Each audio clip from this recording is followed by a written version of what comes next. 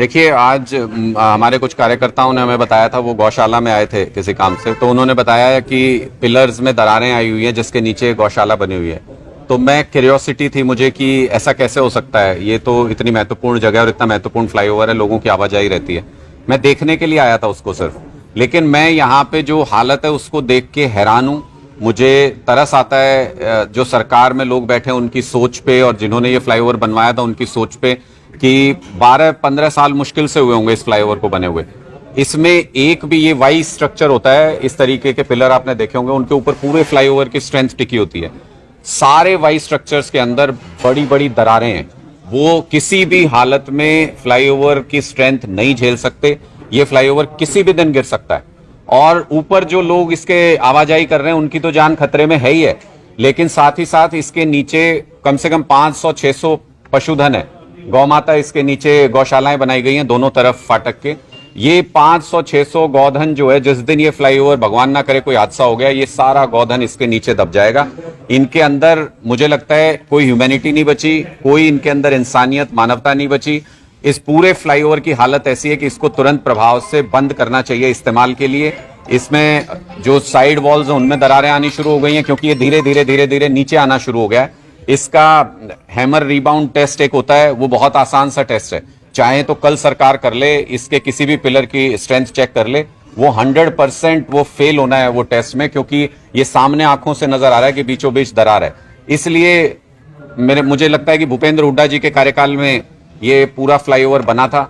भ्रष्टाचार का इससे बड़ा नमूना कोई हो नहीं सकता, ये सबसे बड़ा उदाहरण भ्रष्टाचार का है। इसलिए सबसे पहले तो जो अधिकारी इसमें इन्वॉल्व हैं, जो नेता उस वक्त इसमें इन्वॉल्व हैं, उनको सलाखों के पीछे होना चाहिए, और इस फ्लाईओवर को तुरंत प्रभाव से बंद करके इसका क्या समाधान हो सकता है, इसको डिस्ट्रॉय करके दोबारा बनाना है कि इसका क्या समाधान है। क्योंकि मुझे जो बताया गया है, कुछ स्ट्रक्चरल इंजीनियर मेरे साथ थे, मुझे जो बताया गया है कि ये नॉन रिपेयरेबल है, ये पिलर्स रिपेयर नहीं किए जा सकते, और क्योंकि वो मेन स्ट्रक्चर पिलर का वही धराशायी होने की स्थिति में।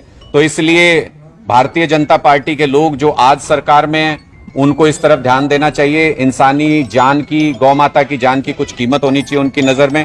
और जो कांग्रेस के लोग जिनके समय में ये बना था, भ्रष्टाचार इस कदर उन्होंने इसमें किया है, साफ नजर आ रहा है। वो भ्रष्टाचार जिसने भी किया वो पकड़ के जेल के अंदर उनको डालना चाहिए। केजरीवाल का क्या कार्यक्रम है?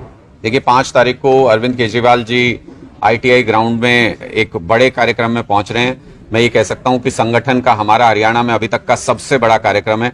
11,000 पदाधिकारियों की मौजूदगी में 6,500 जो हमने अभी ग्राम सचिव नियुक्त किए हैं, उनकी शपथ ग्रहण कार्यक्रम है, जिसमें माननीय अरविंद केजरीवाल जी मुख्यमंत्री दिल्ली और माननीय भगवंत मान जी मुख्यमंत्री पंजाब दोनों आ रहे हैं, और वो हमारे सभी कार्यकर्ताओं को कर्तव्य निष्ठा की शपथ दिलाएंगे।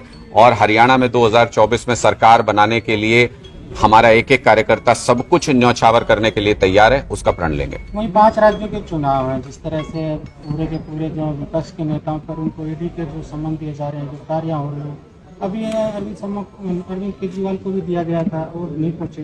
देखिए अंग्रेजों के समय में भी अगर किसी के घर पे छापा मारा जाता था, कोई सर्च की जाती थी, तो कोर्ट से वारंट लेना पड़ता था उनको। ये अंग्रेजों से भी के समय से भी बुरी सरकार इस वक्त आ गई है, जिसमें ईडी को ना किसी से सम्मन लेने की जरूरत है, ना किसी कोर्ट को बताने की जरूरत है। जिसके मन करता है उसके घर में घुस जाते हैं, उसके घर में छापेमारी करते हैं, जिसको मन करता है उसको गिरफ्तार कर लेते हैं। कानून ईडी का ऐसा है कि उसमें अगर आपकी गिरफ्तारी होती है तो जब तक पूरा केस सोल्व नहीं होता कोर्ट के सामने, तब तक उसमें जमानत नहीं हो सकती। ये लगभग एक तानाशाही की स्थिति चल रही है। एक ऐसा ही नोटिस भेजा गया था ईडी के द्वारा अरविंद केजरीवाल जी को, जिसमें ना ये बताया था कि उनको संदिग्ध की तरह से बुलाया जा रहा है पूछताछ के लिए या गवाह के रूप में बुलाया जा रहा है, ना ये बताया गया मामला क्या है, उस मामले की कोई डिटेल उसके अंदर नहीं थी।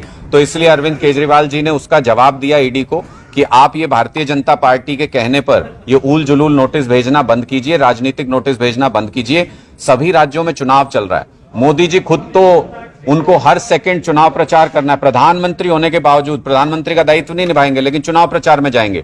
मणिपुर जल रहा हो बेशक से, लेकिन चुनाव प्रचार में जाएंगे। लोकतंत्र में तो सभी के लिए लेवल प्लेग्राउंड होना चाहिए ना।